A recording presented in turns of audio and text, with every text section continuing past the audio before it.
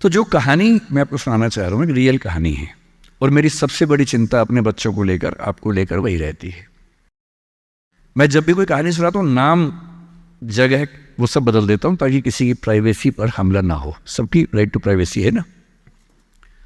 एक बच्चा था जिसको मैं जानता हूँ, बचपन से जानता हूँ, बहुत ही जबरदस्त आर्टिस्टिक बच्चा, म्यूजिक का उस्ताद।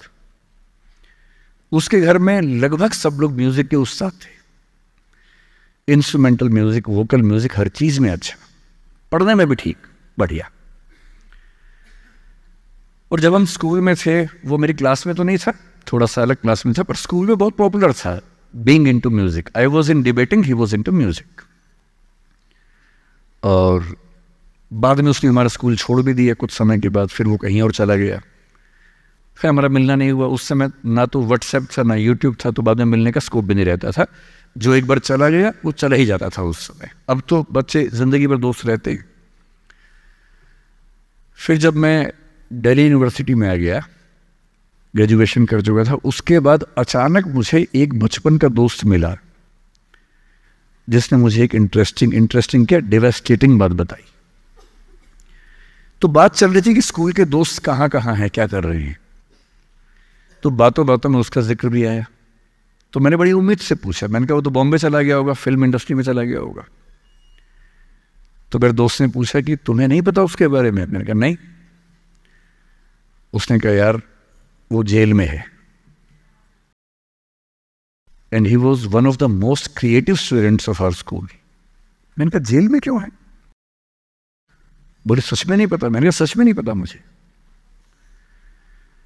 बोले वो ग्रेजुएशन करने के लिए जब गया तो पता नहीं क्या हुआ, उसकी थोड़ी संगति खराब हो गई। बैड कंपनी जिसको हम बोलते हैं, जो इस उम्र में अच्छी लगती है, वही वाली। तो कॉलेज लाइफ में थोड़ी बहुत बैड कंपनी सबकी होती ही है, हल्की फुल्की होती है, एक सामान्य बात है। अच्छा, बच्चा बच्चा ना रहे ये भी तो अच्छी बात नहीं है ना। थोड़ा बचपन तो जीना भी चाहिए, थोड़ा शरारतें करनी भी चाहिए। पर किसी किसी का दुर्भाग्य होता है कि ज्यादा हो जाता है, उसके साथ ऐसा हुआ। उस सब प्रोसेस में उसको ड्रग्स की आदत लग गई।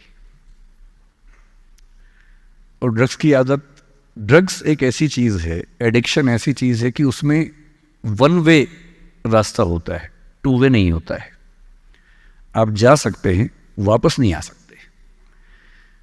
मतलब 1000 लोग जाएंगे तो उनमें से एक आध वापस आएगा, वो भी इतने मुश्किलों से जो ऑलमोस्ट इम्पॉसिबल है। I have seen many such cases.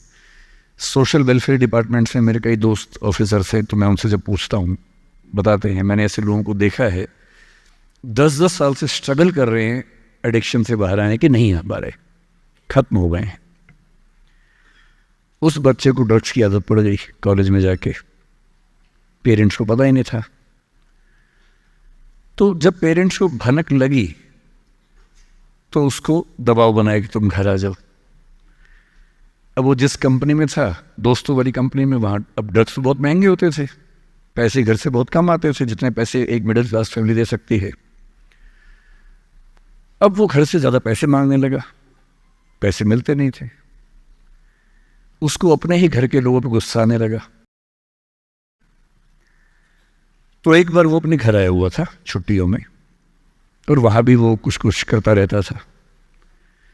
उसके पेरेंट्स ने उसको बहुत समझाया कि बेटा ऐसा मत करो।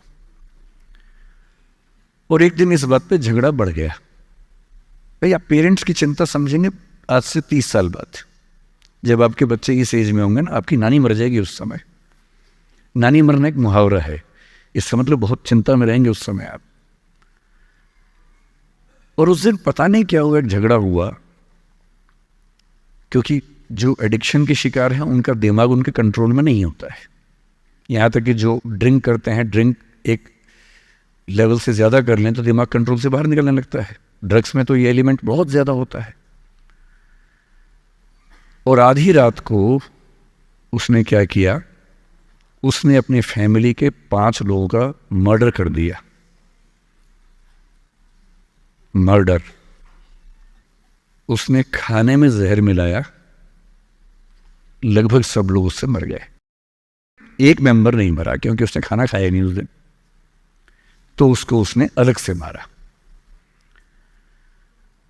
और ये बात है जब उसकी उम्र लगभग 17-18 साल की थी या 19 के आसपास रहा होगा। उसके बाद वो जेल गया। मुझे उसके बाद से पता ही नहीं कि क्या हुआ, फांसी हुई या उम्र कैद हुई या क्या हुआ, ना तो मुझे पता है ना मैं इंटरेस्टेड हूँ जानने में। मैं उसका नाम हम सब जानता हूँ, एंड एक दो क्लास स्कूल में ऐसी थी कि वो हम आसपास थे, जानते थे, पहचानते थे एक दूसरे को। मेरी सबसे बड़ी चिंता ये होती है बच्चों को लेकर कि किसी भी गलती से वो ड्रग्स में ना चले जाएं। आप सबसे रिक्वेस्ट कर रहा हूँ हाथ जोड़ के, कुछ भी कर लेना, ये मत करना। बदमाशी करो, शरारत करो, थोड़ा इश्क विश्क होगा करो, कोई दिक्कत नहीं। किसी को चीट मत करना, ड्रग्स में मत जाना, क्योंकि इन रास्तों पे जाने के बाद वापसी का रास्ता नहीं है, पूरी जिंदगी खत्म हो जाती है। एक शायर ने कहा है, बस एक कदम गलत उठाता राह शौक में, राह शौक का मतलब शौक के रास्ते पर चल पड़े थे। बस एक कदम गलत उठाता राह शौक में, मंजिल तमाम उम्र मुझे ढूंढती रही। मेरी मंजिल जिंदगी भर मुझे ढूंढती रही, कहाँ चला गया? सिर्फ एक गलती हुई थी और उस एक गलती ने कहीं का नहीं छोड़ा।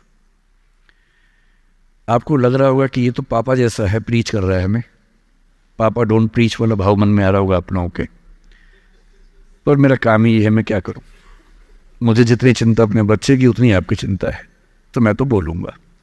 आप मानेंगे नहीं मानेंगे आपकी मर्जी है, लेकिन ईश्वर ना करे कुछ गलती हुई तो बाद में आप इस बात को याद ज़रूर करेंगे कि किसी ने समझाया था हाथ जोड़कर, और हम उसके बाद भी नहीं समझे थे। कुछ भी करना, उस रास्ते पर मत जाना।